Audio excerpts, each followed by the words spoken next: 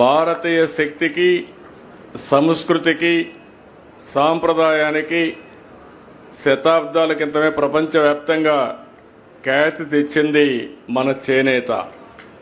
అటు నైపుణ్యం, ఇటు సృజనాత్మక శక్తి కలబోత మన చేనేత. అందులో మన తెలుగు నేల చేనేత వైభవానికి పుట్టినిల్లు.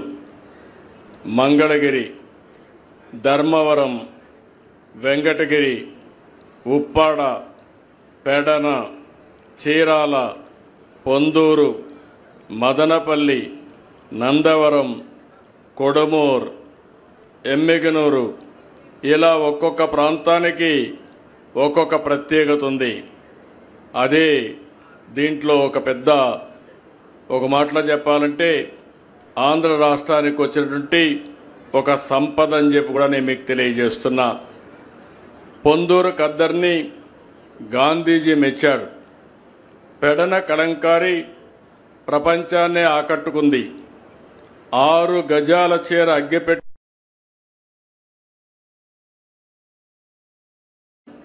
కొడమూర్, ఎమ్మిగనూరు, ఇలా ఒక్కొక్క ప్రాంతానికి ఒక్కొక్క ప్రత్యేకత ఉంది. అదే దీంట్లో ఒక మాటలో చెప్పాలంటే ఆంధ్ర రాష్ట్రానికి వచ్చినటువంటి ఒక సంపద అని చెప్పి కూడా నేను మీకు తెలియజేస్తున్నా. పొందూరు ఖద్దర్ని గాంధీజీ మెచ్చాడు. పెడన కలంకారి ప్రపంచాన్నే ఆకట్టుకుంది. నాగరికత కాలం నుంచి చేనేత అభివృద్ధి చెందినట్లు చారిత్రక ఆధారాలున్నాయి. కాకతీయుల కాలంలో నాణేలపైన నేతన్నల ముద్రలుండేటివి. బ్రిటిష్ వాళ్ళు మన దేశానికి వచ్చిన దానికి కారణం వ్యాపారం. ఆ వ్యాపారం ఏంటంటే చేనేత కార్మికులు నేస్తున్నటువంటి బట్టలు ఇక్కడ కొని వేరే దేశాలకు పంపించి వ్యాపారం చేసేవాళ్ళు. అక్కడి నుంచి వాళ్ళ ఆలోచన విధానంలో మార్పు వచ్చింది. మార్పు వచ్చిన తర్వాత మెషిన్లు పెట్టి చేనేత కార్మికులకు ద్రోహం చేసే విధంగా ఇక్కడి నుంచి ముడి సరుకు తీసుకుపోయి అక్కడ బట్టలన్నీ తయారు చేసి మళ్ళా మనకు పంపించారు. దీనివల్ల చేనేత కార్మికులు పూర్తిగా దెబ్బతిన్నారు. అందుకే మీరు ఒక్కసారి చూస్తే స్వాతంత్ర సమరంలో ప్రతి ఒక్కరూ ఒక ప్రేరణ ఇచ్చారు. ఖద్దరు బట్టలే ధరించాలి, మనం నేర్చినటువంటి ఇదే మనం చేయాలని నూలు వడకడం దగ్గర నుంచి దేశభక్తి చాటి చూపించారు. 1905లో స్వదేశీ ఉద్యమంలో భాగంగా ఆగస్టు 7న విదేశ బట్టల్ని బహిష్కరణ చేశారు. ఆ విధంగా మనం చూస్తే ఈరోజు 11వ చేనేత జాతీయ దినోత్సవాన్ని మనం పెట్టుకుంటున్నామంటే దీనికి కారణం ఇది ఒక చరిత్ర అని చెప్పి కూడా నేను మీకు తెలియజేస్తున్నా. ఈరోజు మనందరం ఒక్కసారి ఆలోచిస్తే తెలుగుదేశానికి నేతన్నకు అవినాభావ సంబంధం ఉంది.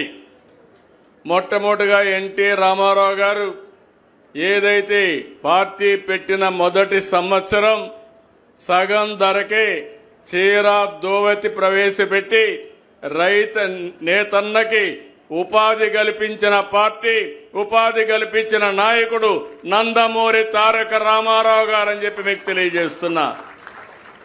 అక్కడి నుంచి ప్రారంభించాం. ఈరోజు ఒకసారి చూస్తే వ్యవసాయం తర్వాత ఎక్కువ మంది ఆధారపడే ఏకైక పరిశ్రమ చేనేత పరిశ్రమ. దగ్గర 1,22,644 కుటుంబాలు దీనిపైన ఆధారపడతాయి. నేను చాలాసార్లు పోరాడాను. 40 సంవత్సరాలు నా జీవితంలో రాజకీయ చరిత్రలో ఏ ఒక్క వర్గానికైతే ఎక్కువ పోరాడని అడిగితే అది ధైర్యంగా చెప్పగలుగుతాను. ఈ చేనేత వర్గం కోసం రాజీ లేని పోరాటం చేశాం. అధికారంలో ఉంటే పనులు చేశాం, ప్రతిపక్షంలో ఉంటే మీ తరపున పోరాటాలు చేసిన విషయం కూడా ఒక్కసారి గుర్తు తీసుకొస్తున్నాను. 2014 నుంచి 19 వరకు 5 ఏళ్లలో చేనేతకు అండగా నిలబడ్డాం. 110 కోట్ల రూపాయలు చేనేత కళాకారులకి రుణాలు మాఫీ చేశాం. దీనికోసం అపోజిషన్లో పోరాడాం. చీరాల్లో ఇప్పటి కూడా నాకు గుర్తు. నేను ఆ రోజు వచ్చి పెద్ద ఎత్తున నిరసన తెలియజేసి ధర్నాలు కూడా చేసి పాత ప్రభుత్వం చేయకపోతే దాన్ని మాఫీ చేసిన ఘనత తెలుగుదేశం ప్రభుత్వాన్ని.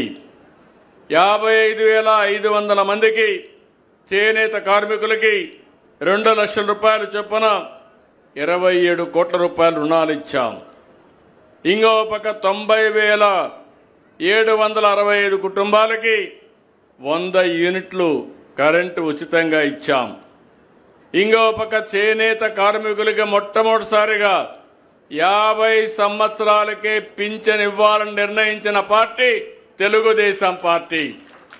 నేను మిమ్మల్ని చూశాను, మీ కష్టాలు చూశాను.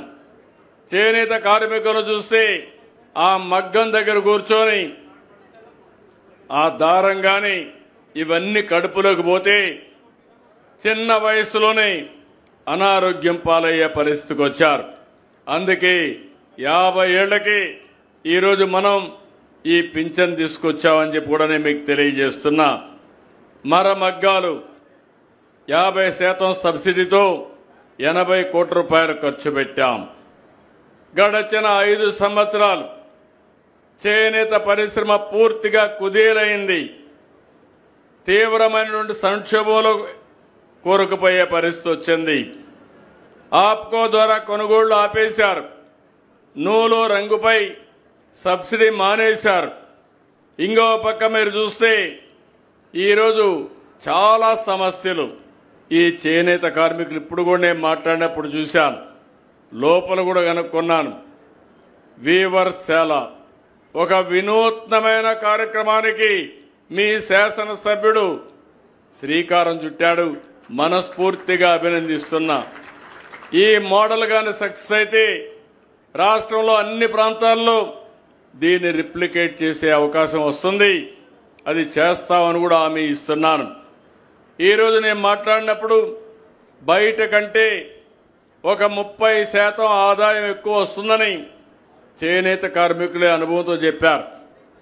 అయితే మీ ఎమ్మెల్యే గారు ఆలోచించేది దీన్ని 100% పెంచాలి, డబుల్ ది ఇన్కమ్ చేయాలని ఆలోచిస్తున్నారు. అది సాధించాలంటే మీరందరూ కూడా సమిష్టిగా పనిచేయాల్సిన అవసరం ఉంది. ఈరోజు ఈ శుభ సందర్భంగా మీ మీద ఉండే అభిమానంతో చెప్తున్నాను. చాలా ఆర్థిక ఇబ్బందులు ఉన్నాయి. ఎన్ని ఇబ్బందులు ఉన్నా నాకు మొట్టమొదట గుర్తొచ్చేది చేనేత కార్మికులకు ఏ పని చేసినా మొదట మీకే చేస్తామని కూడా హామీ ఇస్తున్నాను. అందుకే ఈరోజు మరమగ్గాలకి మీరు ఏదైతే హ్యాండ్లూమ్ ఉన్నాయో ప్రతి ఒక్క వ్యక్తికి ఈ నెల నుంచి 200 యూనిట్లు కరెంటు ఉచితంగా ఇస్తామని హామీ ఇస్తున్నా. ఇదే కాదు, మరమగ్గాలకి 500 యూనిట్లు ఉచితంగా కరెంటు ఇస్తాం. ఇది కాకుండా ఈరోజు మీరు ఒకసారి దీనివల్ల 93,000 కుటుంబాలకు లాభం వస్తుంది. పవర్ లూమ్స్ అయితే 50,000 కుటుంబాలకు లాభం వస్తుంది. 190 కోట్ల రూపాయలు ఖర్చు అవుతుంది. అయినా పర్వాలేదు, ఎంత ఇచ్చినా అది తక్కువే ఈ చేనేత కార్మికులకని మరొకసారి విజ్ఞప్తి చేస్తున్నా. ఆ రోజు నేను చెప్పాను, మీరు నేసే బట్టల పైన జీఎస్టీ అదనంగా పడితే వచ్చే ఆదాయం తగ్గిపోతుంది కాబట్టి 5% జీఎస్టీని రీఎంబర్స్ చేస్తామని హామీ ఇచ్చాను. దానికి కట్టుబడి ఉన్నాం. దీనికి 15 కోట్లు అవుతుంది, అది కూడా ఇస్తాం. ఇది కాకుండా థ్రిఫ్ట్ ఫండ్ ఉంది, ఇది కూడా పెండింగ్ పెట్టారు. ఈ రోజే 5,386 మందికి 5 కోట్ల రూపాయలు రిలీజ్ చేస్తున్నామని కూడా మీ అందరికీ హామీ ఇస్తున్నా. ఇప్పటికే మీరు చూస్తే 50 సంవత్సరాలకే పింఛన్ ఇస్తున్నాం. 3,000 రూపాయల నుంచి 4,000 రూపాయలు చేశాను. ఆ విధంగా ఈరోజు 92,724 మందికి పింఛన్లు వస్తున్నాయి. 546 కోట్ల రూపాయలు ఒక చేనేత కార్మికులకు పింఛన్లకు ఇస్తున్నాం. ఇంకో పక్క ఈరోజు మీ అందరికి హామీ ఇస్తున్నాను, నేతన్న భరోసా కింద అదనంగా 25,000 రూపాయలు మీకు ఇచ్చే బాధ్యత ఈ ప్రభుత్వం తీసుకుంటాం. మీ జీవన ప్రమాణాలు పెరగాలి. మీరు కష్టాల్లో ఉన్నారు, అందుకే ఇవన్నీ చేస్తాం. ఇది కాకుండా రాష్ట్రంలోని మాస్టర్ వీవర్స్ అయితే కళాకారులు చేనేతలో 1,375 కోట్ల రూపాయల టర్నోవర్ సాధించాం. ఈరోజు నేను చూస్తున్నాను, ఇక్కడ వినూత్నమైన కార్యక్రమాలతో ఒక ఎకో సిస్టమ్ క్రియేట్ చేయాల్సిన అవసరం ఉంది. ఈరోజు పారిశ్రామికవేత్త సుచిత్ర ఎల్లా గారిని అడ్వైజర్గా పెట్టుకున్నాం. ఎందుకంటే వాళ్ళు వ్యాపారాలు బాగా చేస్తారు కాబట్టి, టేస్ట్ ఉంటుంది కాబట్టి ఆవిడికి ఈ పరిశ్రమ మీద చాలా కమిట్మెంట్ ఉంది, ఏదో చేయాలని తపనుంది. అందుకే వారిని అడ్వైజర్గా పెట్టాం. జీతాల కోసం కాదు, ఆవిడ కార్లు లేక కాదు, కానీ మీకు సేవ చేయాలనే అవకాశం వారికి ఈరోజు కల్పించాం. తప్పకుండా వారు ఆలోచించాల్సింది, చాలా మంది పరిశ్రమలు ముందుకు వస్తున్నారు. టాటా వచ్చారు, బిర్లా వచ్చారు, పెద్ద పెద్ద సంస్థలన్నీ వస్తున్నాయి. వీళ్ళందరూ వచ్చి డిజైనర్స్ ఉన్నారు, ఇండియాలో బెస్ట్ డిజైనర్స్ ఉన్నారు. సినిమా వాళ్ళకు కూడా ఏ డిజైన్ తయారు చేయాలో తయారు చేసే డిజైనర్స్ ఉన్నారు. వాళ్ళందరినీ కూడా ఎంపానల్ చేయమన్నాం. వీళ్ళిద్దరే కాకుండా ఒక ఎకో సిస్టమ్ క్రియేట్ చేసి నేతన్న యొక్క ఏ విధంగా మీరు అవస్థపడుతున్నారు, మీ కష్టాలన్నీ తెలిసే విధంగా వినియోగదారుడికి అర్థం కావాలి. ఏ ఊర్లో నేచారు, ఎప్పుడు నేశారు, ఈ బట్ట యొక్క ఇదేంటి, మీరు మీ కుటుంబం ఏ విధంగా కష్టపడుతున్నారు అనేది తెలిస్తే ప్రపంచంలో కొనడానికి ఏమాత్రం కూడా వెనుకాడే పరిస్థితి లేదు. 10 రూపాయలు ఎక్కువ పెట్టుకుంటారు. అందుకే దీన్ని ట్రేసబిలిటీ అంటున్నారు. అది కూడా ఇంట్రడ్యూస్ చేయమన్నాను. ఈ ఎకో సిస్టమ్ మొత్తం మీరు చేనేత కార్మికుడు దగ్గర నుంచి, మీ డిజైన్ దగ్గర నుంచి వినియోగదారుడి వరకు ఒక పద్ధతి ప్రకారం చేయగలిగితే నాకు ఏమాత్రం అనుమానం లేదు, ఇప్పుడు వచ్చే ఆదాయాన్ని 2 సుజావుగా చేసే అవకాశం వస్తుందని మరొక్కసారి మీ అందరికీ హామీ ఇస్తున్నా. దానికి ఇప్పటికే మీరు చూస్తే ఈ సంవత్సరం 1 ప్రోడక్ట్ 1 డిస్ట్రిక్ట్ కింద మన వాళ్ళు చాలా బాగా పనిచేశారు. 9 అవార్డులు వచ్చాయి. అందులో 3 చేనేత పరిశ్రమకే రావడం చాలా సంతోషం అని చెప్పి కూడా మీకు తెలియజేస్తున్నా. ఈరోజు ఇంకొక పక్కన మీరంతా కూడా open network for digital commerce కింద ONDC కింద చేనేత ఉత్పత్తుల మార్కెట్ విస్తరిస్తున్నాం. ఇప్పటికే 2,000 చేనేత ఉత్పత్తులు ఇందులో నమోదైనాయి. ఇంకో పక్కన మీరు ఒకసారి చూస్తే 1 డిస్ట్రిక్ట్ 1 ప్రోడక్ట్ ఇప్పుడే చెప్పాను. ఇంకొక పక్క వెంకటగిరి, మంగళగిరి, ఉప్పాడ, కాళహస్త్రి, రాజాంలో 74 కోట్ల రూపాయలు ఖర్చు పెట్టి క్లస్టర్స్ కూడా ఏర్పాటు చేస్తున్నాం. ఇందులో 1,374 మంది పనిచేసే అవకాశం వస్తుంది. అమరావతిలో హ్యాండ్లూమ్ మ్యూజియం కూడా ఏర్పాటు చేస్తామని చెప్పి నేను మీకు తెలియజేస్తున్నా. ఎప్పుడు కూడా ఒకసారి ఆలోచిస్తే ఇక్కడుండే చేనేత కార్మికులే కాదు, మొత్తం వెనుకబడిన వర్గాలు ఎప్పుడు కూడా తెలుగుదేశం పార్టీనే. మీరు 40 ఏళ్లుగా చూశాను, ఎన్ని రాజకీయాలు వచ్చినా కానీ ఎప్పుడు కూడా తెలుగుదేశం పార్టీకి అండగా నిలబడ్డ వర్గం, వెన్నెముగా సహకరించిన వర్గం ఈ వెనుకబడిన వర్గాలని చెప్పి కూడా నేను మీకు తెలియజేస్తున్నా. ఇవన్నీ చూసినప్పుడు మాకు ఒక బాధ్యత ఉంది. మీ వల్లనే అధికారంలో ఉన్నాం. సుదీర్ఘంగా రాజకీయాల్లో అధికారం వచ్చే పరిస్థితి వచ్చింది. ఇవన్నీ కూడా చూసినప్పుడు ఎవరు ఎన్ని మాటలు చెప్పినా, ఒక్క మాటలో చెప్పాలంటే కొన్ని వర్గాలు వస్తూ ఉంటాయి, పోతూ ఉంటాయి. కానీ పార్టీ పెట్టినప్పటి నుంచి పార్టీని బలపరిచిన ఏకైక వర్గం వెనుకబడిన వర్గాలని చెప్పి నేను మీ అందరికీ విజ్ఞప్తి చేస్తున్నా. అదే మరి పార్టీ కూడా మీకు రాజకీయాల్లో ప్రాధాన్యత తీసుకొచ్చాం. ఎన్టీ రామారావు గారు తెలుగుదేశం పార్టీ పెట్టక మునుపు వెనుకబడిన వర్గాలు నామమాత్రంగా రాజకీయాల్లో ఉండేవాళ్ళు. ఈరోజు నేను గర్వంగా చెప్పగలుగుతున్నాను, తెలుగుదేశం పార్టీ ఎప్పుడు అధికారంలో ఉన్నా అగ్రభాగాన్ని నిలబెట్టిన వర్గం ఈ వెనుకబడిన వర్గాలు. 34% స్థానిక సంస్థల్లో రిజర్వేషన్లు పెడితే గత ప్రభుత్వం 24%కు తగ్గించారు. నేను అందుకే చెప్తున్నా, మళ్లీ దీని మీద పోరాడవలసిన అవసరం ఉంది. సుప్రీంకోర్టులో కూడా సమస్య ఉంది. దీనికోసం పోరాడతాం, మీకు న్యాయం చేపిస్తాం. ఇంకో పక్కన మీరు చూస్తే ఒకప్పుడు ఆదరణ పథకం తీసుకొచ్చాం.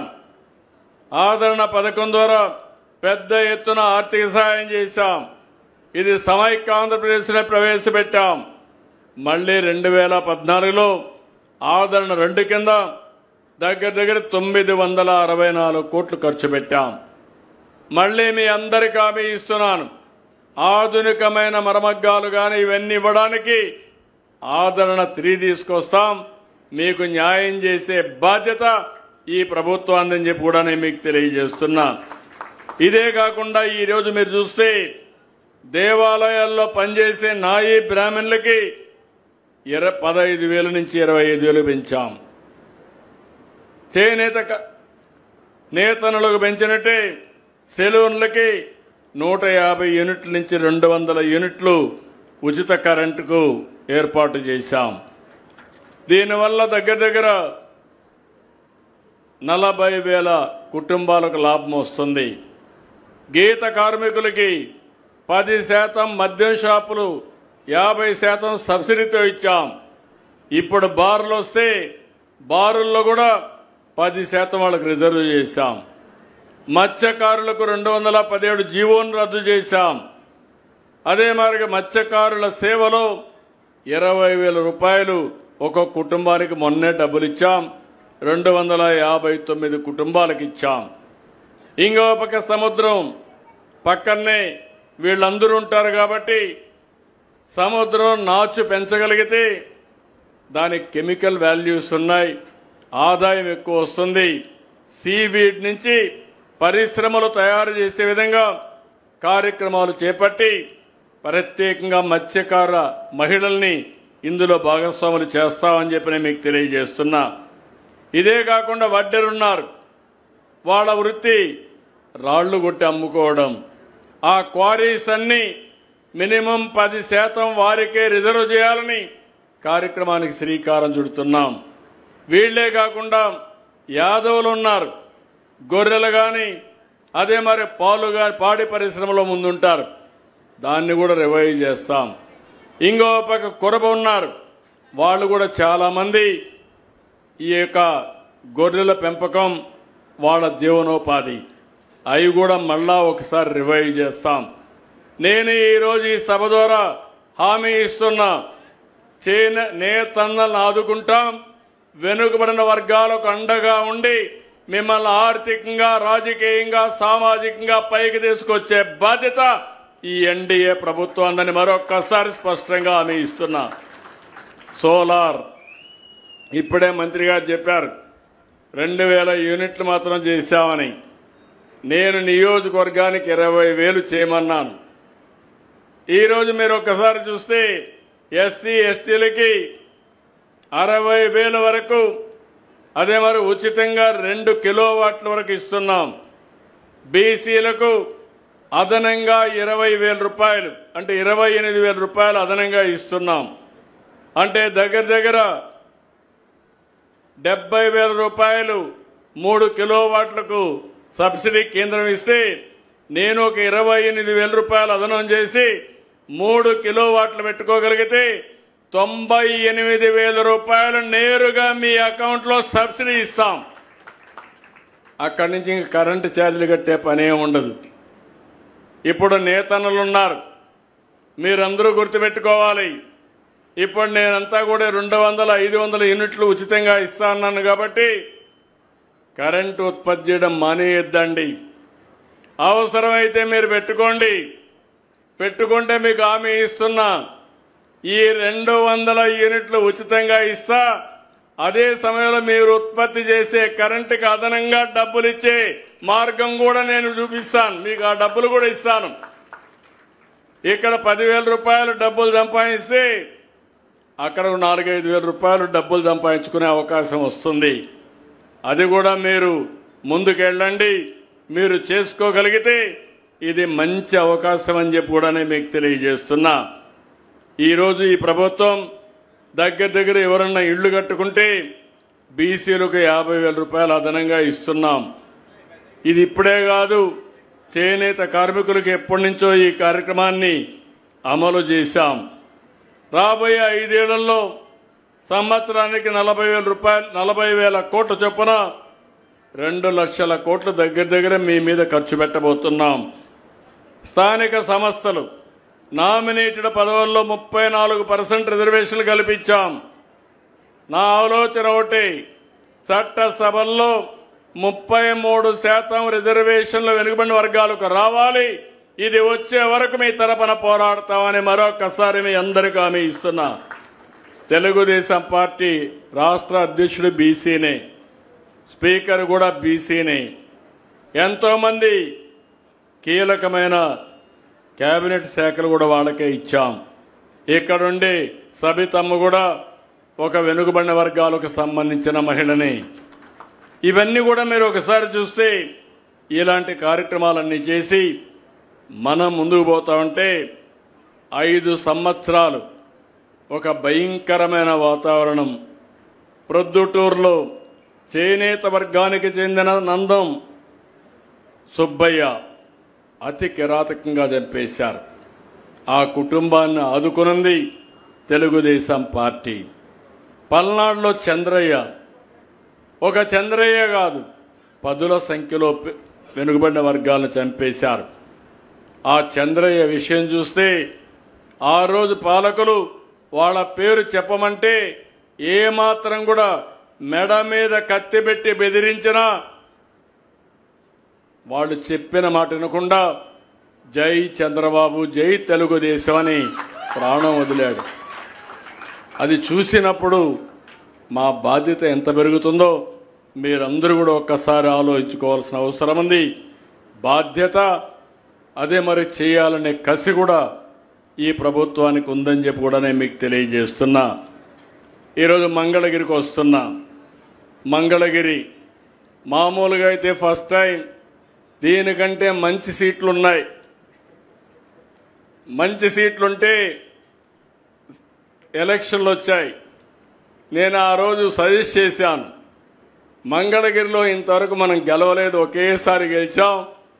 ఎందుకంటే పార్టీని నడిపించింది నేనే కాబట్టి 40 సంవత్సరాల సుదీర్ఘ రాజకీయ చరిత్రలో మొట్టమొదటిసారిగా కోటేశ్వరరావు ఎంఎస్ఎస్ కోటేశ్వరరావు ఉంటే అప్పట్లో గెలిచాం.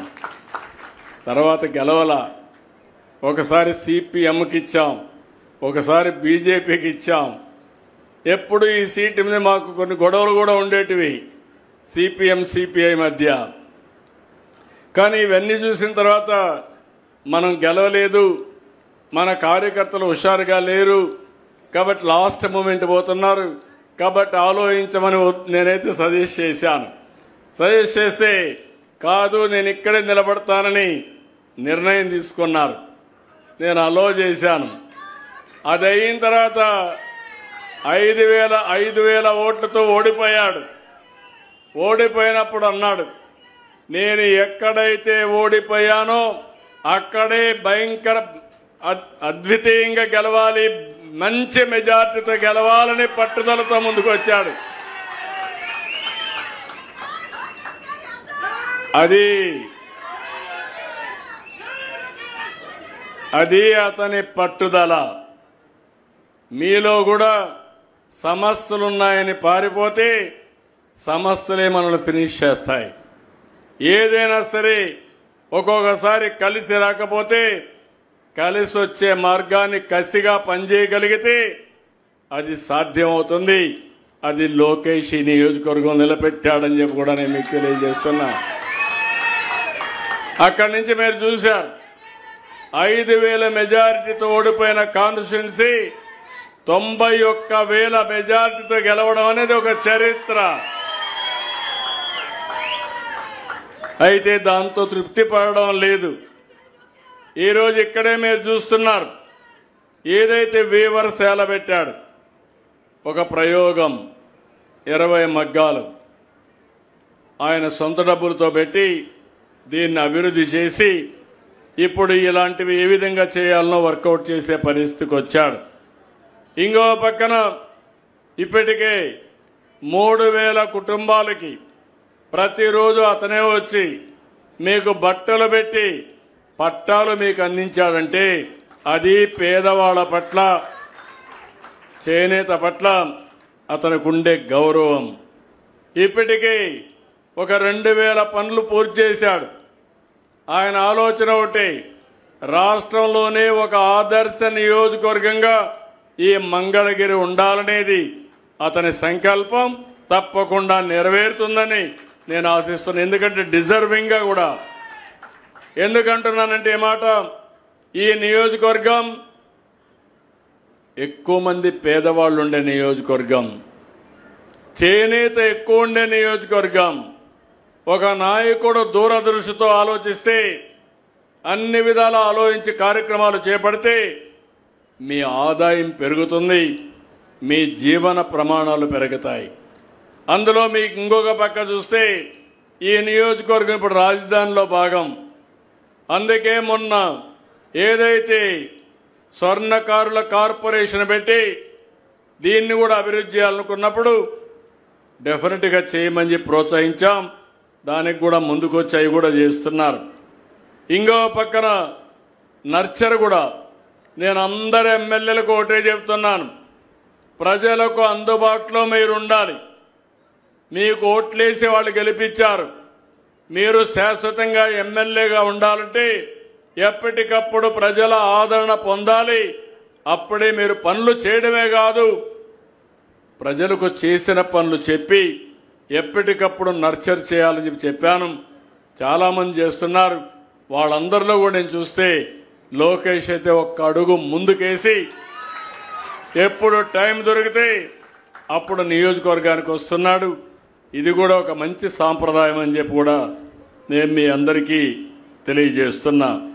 ఇంకో పక్క ఇక్కడ నామినేట్ పదవుల్లో కూడా నేతలకు తగిన గౌరవం దొరికింది. పద్మశాలి కార్పొరేషన్ నందం అబద్దయ్య ఫస్ట్ నుంచి పార్టీలో ఉన్నాడు, నమ్ముకున్నాడు, పెద్ద మనిషి, అందుకే పార్టీ గౌరవించాం. ఇంకో పక్క మీరు చూస్తే డైరెక్టర్గా కందుల నాగార్జున, ఇంకో పక్క టీటీడీ బోర్డు మెంబర్గా తమ్మిశెట్టి జానకీదేవి. ఈ ముగ్గురిని కూడా మనం నామినేట్ చేసుకున్నాం.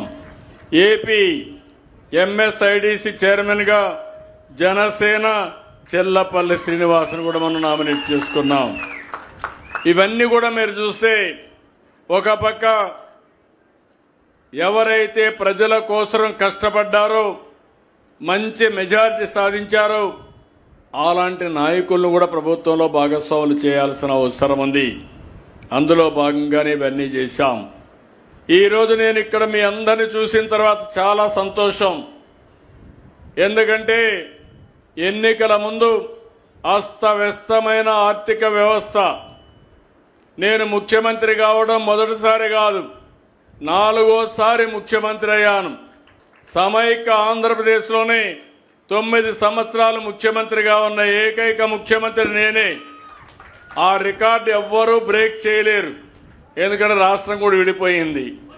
కాబట్టి 10 సంవత్సరాలు ప్రతిపక్ష నాయకుడిగా కూడా పనిచేశాను.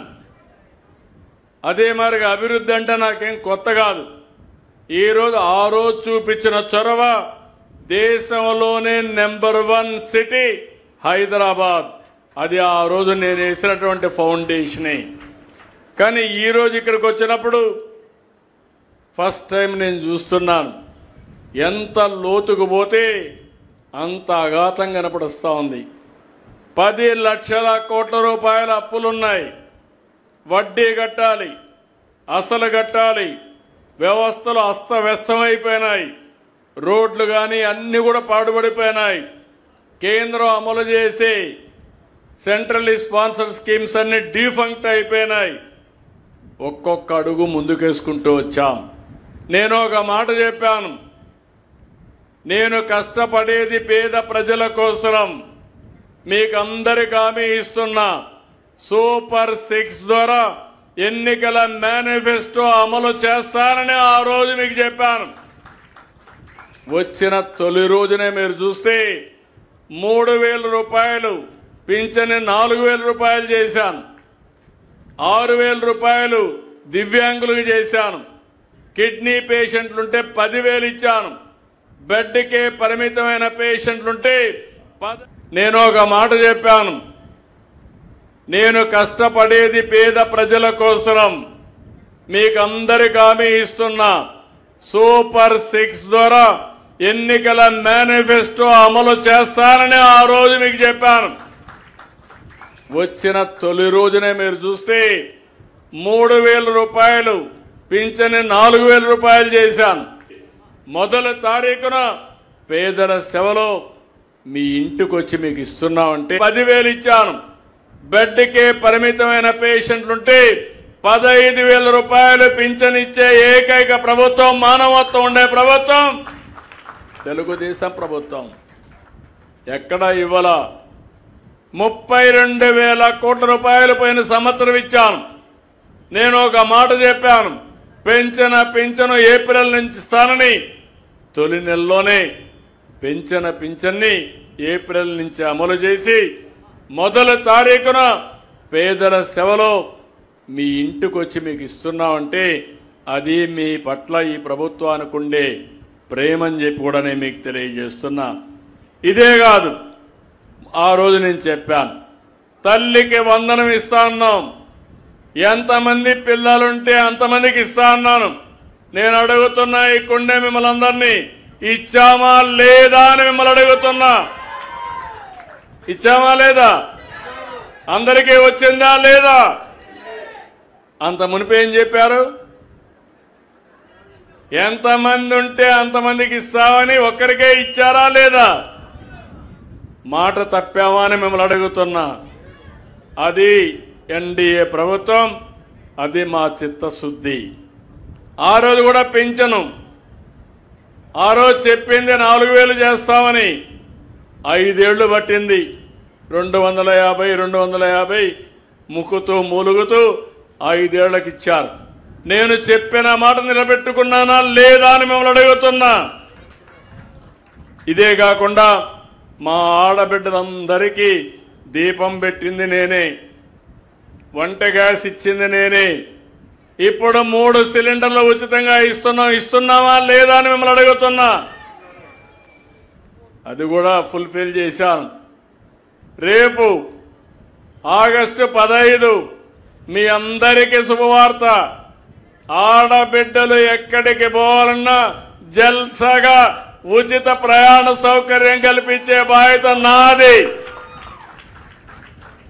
ఒకప్పుడు మా ఆడబిడ్డలకి ఆర్టీసీలో కండక్టర్లు, డ్రైవర్లుగా ఇచ్చాను. కొన్ని సీట్లు కూడా కేటాయించాను. ఇప్పుడు ప్రత్యేకంగా ఏ బస్సులో కావాలన్నా మీరంతా కూడా ఒక 5 రకాల బస్సులు రాష్ట్రం అంతా ఎక్కడ తిరగాలన్నా ఉచితంగా తిరిగే ప్రయాణ సౌకర్యాన్ని ఏర్పాటు చేస్తున్నామంటే అది మీ మీద ఈ పార్టీకి ఉండే గౌరవం. ఇదే కాదు, ఇంకో పక్క యువగళంలో ఒక హామీ ఇచ్చాం. యువతకు ఉద్యోగాలు ఇస్తా అన్నాం. 20 లక్షల మందికి ఉద్యోగ కల్పన ఒక మిషన్గా పనిచేస్తున్నాం. దానికి చైర్మన్గా లోకేష్ గారుండి దీన్ని ఏ విధంగా సాధించాలో వర్కౌట్ చేస్తున్నారు. ఇప్పుడు డిఎస్సి పెట్టాం, మెగా డిఎస్సి మొదటి సంతకం పెట్టాను. ఆగస్టు 30 లోపల 16,000 మంది టీచర్లు కొత్తగా నియమించి స్కూల్కి పంపించే బాధ్యత ఈ ప్రభుత్వం తీసుకుంటున్నాం. ఇవి కాకుండా నిన్ననే అన్నదాత సుఖీభవ, రైతన్నకు 20,000 రూపాయలు ఇస్తున్నాం. నేతన్నకు 25,000 రూపాయలు ఇస్తున్నాం. అంటే అది ఈ ప్రభుత్వానికి నేతన్న పైన రైతన్న పైన ఉండే ప్రేమ, అది మీరు గుర్తుపెట్టుకోవాల్సిన అవసరం ఉంది. ఇవి కాకుండా ఇంకా అనేక కార్యక్రమాలు ఇచ్చాం. అన్న క్యాంటీన్లు పెట్టాం. అదే మాదిరిగా మీకు ఇచ్చే పీడిఎస్ అయితే బియ్యం అయితే ఎక్కడా ఇబ్బంది లేకుండా వృద్ధుల ఇంటికి వికలాంగులకి నేరుగా మీ ఇంటికి పంపించే ఏర్పాటు కూడా చేశామని చెప్పి నేను మీకు తెలియజేస్తున్నా. ఇలాంటి కార్యక్రమాలే కాకుండా ఒక్క విషయం మీరు గుర్తుపెట్టుకోవాలి. మేమిచ్చే బెనిఫిట్స్ అన్నీ కూడా ఈ పేద ప్రజలకి మీ జీవన ప్రమాణాలు పెంచడం కోసం ఇస్తున్నాం. అదే సమయంలో కొంతమంది తప్పుడు ప్రచారం చేస్తూనే ఉంటారు. నేను అడుగుతున్నా, చెప్పిన సూపర్ 6లో కాకుండా అదనంగా ఇచ్చామా లేదా అని మిమ్మల్ని అందరిని అడుగుతున్నా. అందరికీ చాలా బెనిఫిట్లు వచ్చాయా లేదా అని మిమ్మల్ని అడుగుతున్నా. ఎప్పుడన్నా చరిత్రలో ఇంత సంక్షేమం చూశారా అని మిమ్మల్ని అడుగుతున్నా. అయితే మీరు కూడా చెప్పాలి కదా, గట్టిగా మేమందరం ఎన్డీఏతోనే ఉంటామని చెప్పాలనా లేదా అని మిమ్మల్ని అడుగుతున్నా. అందుకే వైకుంఠపాళి మళ్ళా వద్దు, ఇంకా ఓపిక కూడా లేదు. మళ్ళీ మళ్ళీ డెవలప్ చేయాలంటే ఒక అభివృద్ధి పదంలో మీరు చూస్తే గుంతలు పడిపోయిన గుంతలన్నీ పూడ్చాం. ఒక పక్క పట్టాలు ఎక్కించాం, అభివృద్ధిని సంక్షేమానికి రాజమార్గాన్ని చూపించాం. అదే సమయంలో ప్రజల్లో కూడా అలాంటి ఆలోచనతో ముందుకు పోవాల్సిన అవసరం ఉంది. మీరందరూ కూడా ప్రగడ కోటయ్య గారు నేతన్నల కీర్తి, ఆయన ఎప్పటి నుంచో మీరు ఆరాధించే వ్యక్తి. ఒక మాటలో చెప్పాలంటే చేనేత సూర్యుడు ప్రగడ కోటయ్య గారు అని చెప్పి విజ్ఞప్తి చేస్తున్నా. All India handloom weavers Congress ప్రధాన కార్యదర్శిగా, ఎమ్మెల్సీగా, ఎమ్మెల్యేగా, ఎంపీగా ఎన్నో సేవలు అందించాడు. అలాంటి గొప్ప వ్యక్తి కూడా ఈ గడ్డపైనే పుట్టాడు. గుంటూరు జిల్లా నిడుబ్రోల్లో చేనేత కుటుంబంలో 1915లో జన్మించాడు. స్వాతంత్రానికి పూర్వం సర్కార్ జిల్లాలో ప్రాథమిక చేనేత సహకార సంఘాలు ఏర్పాటు చేసి ఎనలేని కృషి అందించారు. గిట్టుబాటు ధర కోసం పోరాటాలు చేశాడు. 1950లో చేనేతల కోసం 75 రోజుల పాటు 10,000 మందితో సత్యాగ్రహం చేసిన వ్యక్తి ప్రగటి కోటయ్య అని చెప్పి నేను మీకు తెలియజేస్తున్నా. అలాంటి వ్యక్తిని మీరు గౌరవించి చీరాల్లో జరిగిన సభలో ప్రజా బంధు బిరుదు కూడా ఇచ్చారు.